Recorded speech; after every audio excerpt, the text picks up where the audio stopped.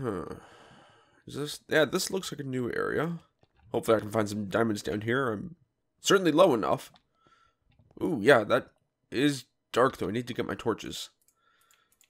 Let's see. Ah, yeah, so much better. No diamonds in here. Hey, redstone. I'm cool with that.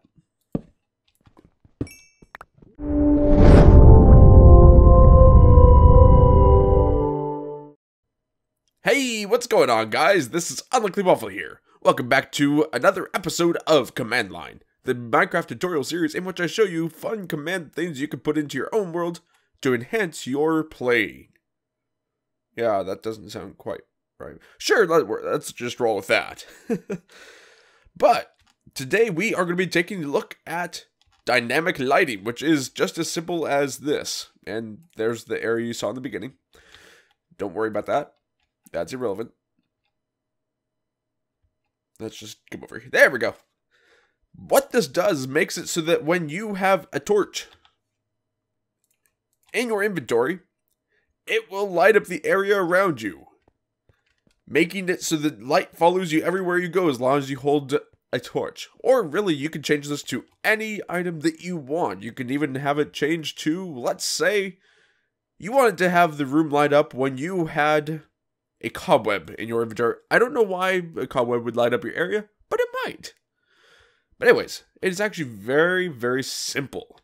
Because see here, we are working off of a scoreboard. However, in order to get this into your own world, you do need a command block to begin with. And so if you do have one in your world already, you can just click with your middle mouse button, your scroll wheel button, and they'll pick the block for you. There you go. However, if you do not yet have one, then you need to type in give, not C, give at P, COMM, press tab, and there you go, hit enter, and you got yourself a command block. This is actually pretty simple. All this is a clock right here.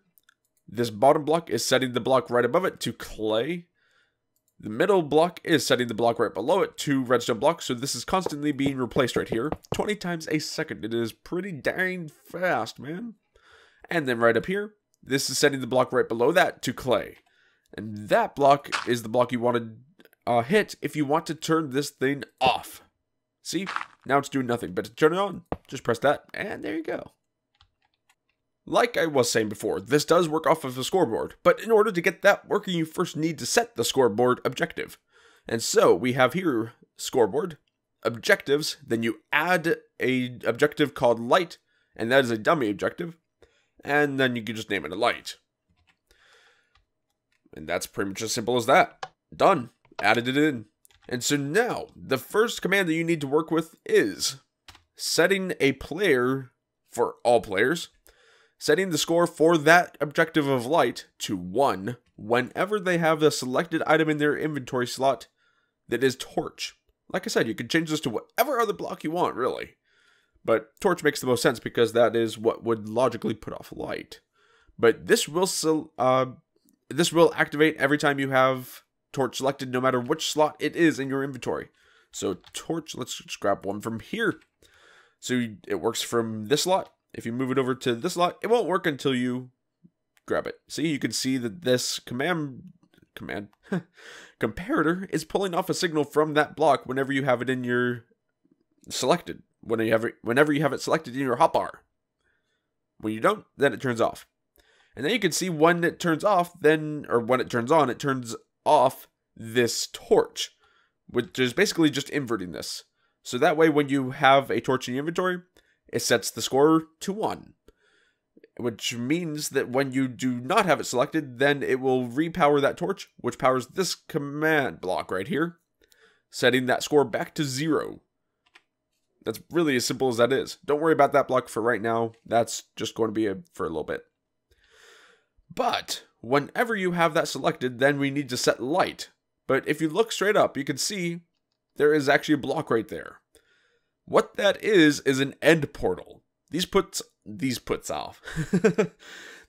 off quite a bit of light. I have it so far above my head because, well, if I'm jumping, I don't want to be hitting the end portal and going into the end too soon. So, yeah, that wouldn't be ideal. in order to get that right above your head low, you need to use this command block right here, which is executing at all players a score for light of 1, which means anything up to 1 really.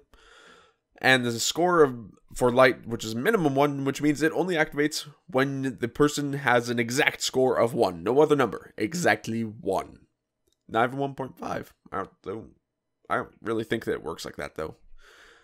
And then it's executing that where they are. And then it is having this command work from where that player is. So, setting the block 4 above them, which means 2 blocks above your head. So that way when you're jumping, you're not hitting any of that end portal right there. You can see like that. See, we're not hitting anything. It's constantly moving around with us. It's setting that block to an end portal with a damage value of 0, and it's replacing. For some reason, I had thought that you could set what you wanted it to replace, like air.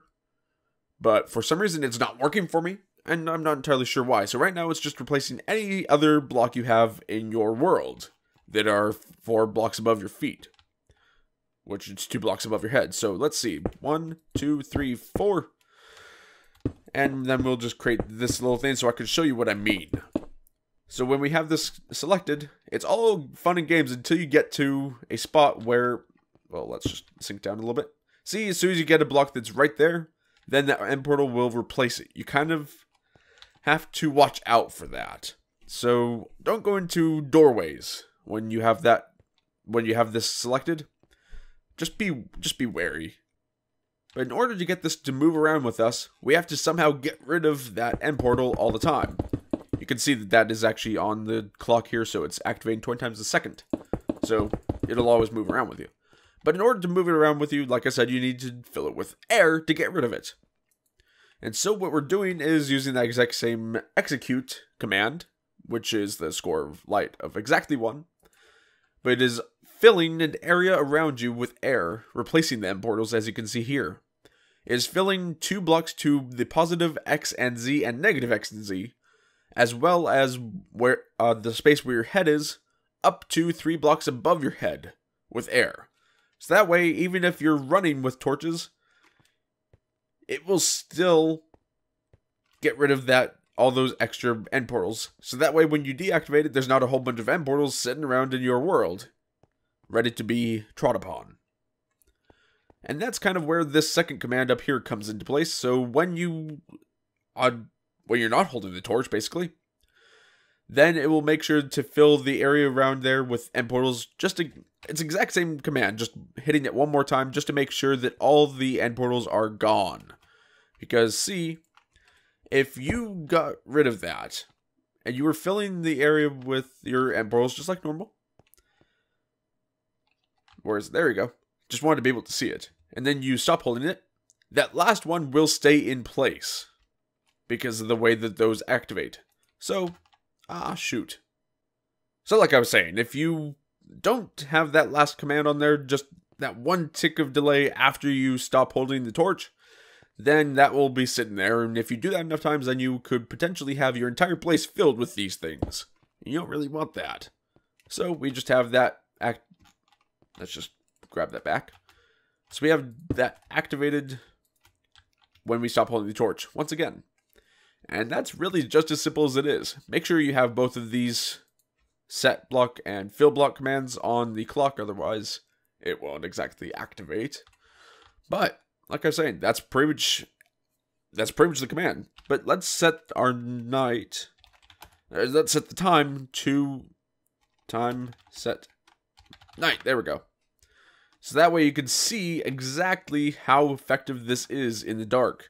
So let's see, torch. Now you can see all the light around us is following us around because we have this magical end portal frame here. That thing's never going to go away unless you stop holding the torch. As soon as you stop holding it, now you can see it's gone forever. But like I was saying, this will replace any block you have above your head where that is supposed to be activated at. So be careful where you walk. But anyways, guys, that is going to be it for this episode. I hope that you have enjoyed it. And if you want to play around with this world for yourself, A link to download it is in the description below. And if you enjoyed this video, and I hope you did, please be sure to hit a like and a comment down below. It really helps the channel. Also, make sure to subscribe if you really enjoyed it, and I'll see you next time.